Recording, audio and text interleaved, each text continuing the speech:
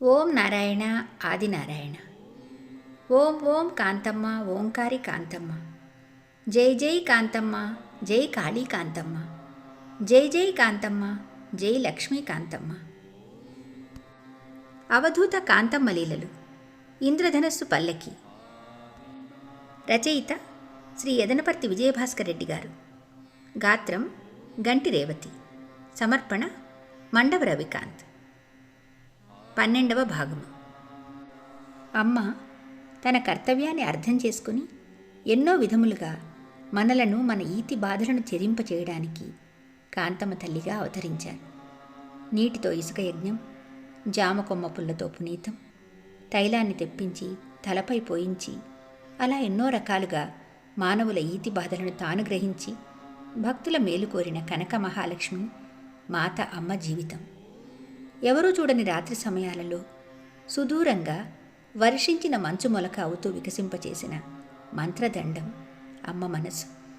తను లజ్జను వదిలివేసి మండుతున్న అగ్నికణం చల్లారినట్లుగా ఆ నిప్పు కణికను వదిలిన నుసిగా సుదూరంగా ధనదేవతై వనదేవతై నరరూప రాక్షసులు సంచరించుచున్న ఈ భువి ధాత్రిగా చెలింపక ఎదురు నిలిచిన ఆనందభైరవి అమ్మ.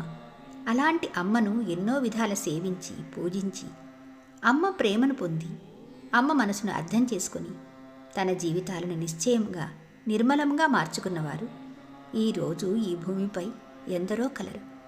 ఇలాంటి వారందరికీ జరిగిన యథార్థ సంఘటనలను కాంతమ్మ తల్లి మహిమలతో వివరించగలవాడను.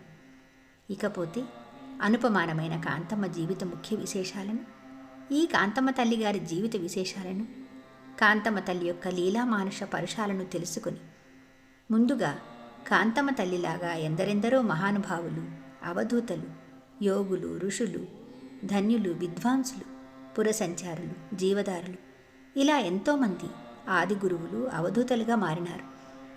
మారిన వారిలో కాంతమ్మ తల్లి జీవిత విశేషాలు ముడిపడి ఉన్నాయనుట వాస్తవం అనిపిస్తుంది, వినవస్తున్నది. అవధూత లక్షణాలు మిక్కిలిగా నింపుకున్న నిండు పారిజాత మకరంద కిరణం అమ్మ. కోటి దివ్యకాంతులమయమైన అవధూత వెలుగుల మనోనేత్ర పాలకుడు, త్రిమూర్తి అవతారుడు అయినటువంటి మన మహావర మహిమాన్వితులు, సకల గుణ విధాత అత్రి అనసూయ పుత్ర దత్తాత్రేయుల వారు. శ్రీ దత్తాత్రేయుల వారు అవతార పురుషులే కాదు, ఆది గురువైన దత్తాత్రేయుల వారు అవధూత సాంప్రదాయాన్ని ఈ జగానికి పరిచయం చేసిన సుప్రసిద్ధులు, తొలి గురువులు, బ్రహ్మ విష్ణు మహేశ్వర అవతారులు, సుప్రసిద్ధులు. అటువంటి దత్తాత్రేయము చాలా పవిత్రమైనది, ప్రశస్తమైనది, సుప్రసిద్ధమైనది, ఎంతో ఉత్తమమైనది. పురాణ ఇతిహాసాలలో ఆది గురువైన దత్తాత్రేయులు మొదలు. జడభరతుడు, సువర్తుడు, సుఖుడు, వృషభుడు, ఈ రకంగా ఎందరో సిద్ధపురుషులు అవధూతలుగా సంచరించినట్లుగా ఈ పవిత్ర భారతావనిలో అవగతమైంది. అవధూతలు భావోన్మత్త విచిత్ర వేషధారులు.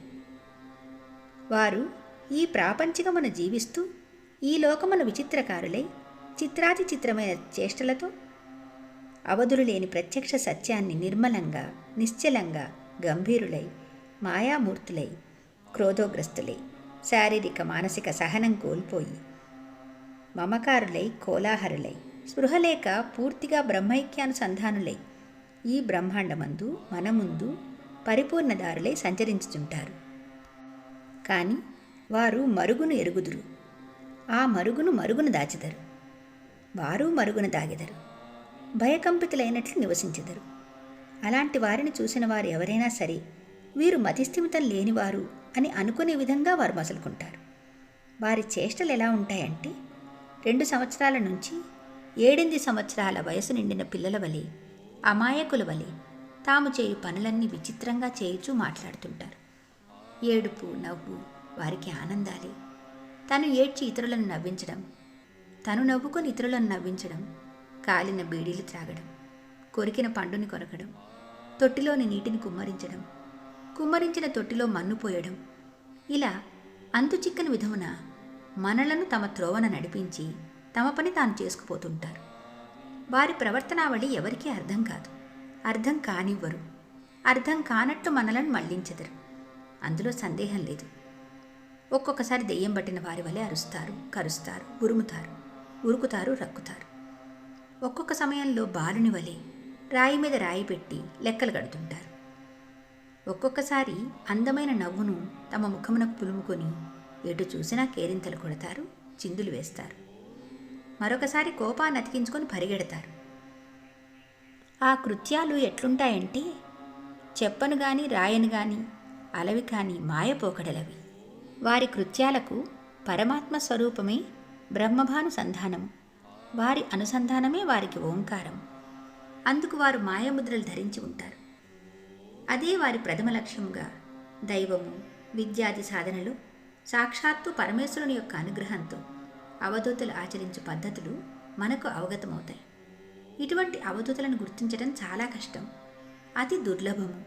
ఎందుచేతనంటే అవధులు లేనటువంటి వారిని ఆ ఆచూకీని మనం అంతుపట్టజాలము. అవధూతలు ఆచరించే పద్ధతులే అటువంటివి. వారి సాధనా పద్ధతులను మనం తెలుసుకొనగలిగితే మనకు అవగతమవుతాయి.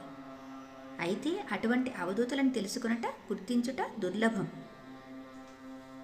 వారిని తెలుసుకున్న వారిని లోకమునకు ప్రకటితం చేయాలనే భావన మన మాతాజీ కాంతమ్మ తల్లి యొక్క సంకల్పమే. మన మధ్యనే సంచరించుచు మన ఆంధ్ర రాష్ట్రంలోని ఎస్పీఎస్ నెల్లూరు జిల్లాలో పొదలకూరు మండలంలోని ఇనుకుర్తి సమీపాన డేగపూడి గ్రామమున మహా తెలుగు గంగ ప్రవాహ ప్రాంతమున కండలేరు నదీ ప్రాంతమున వెలసి ఉన్నటువంటి శ్రీ కాంతమ్మ తల్లి గారు మహాపుణ్యాత్ములు, మహాతపస్వి.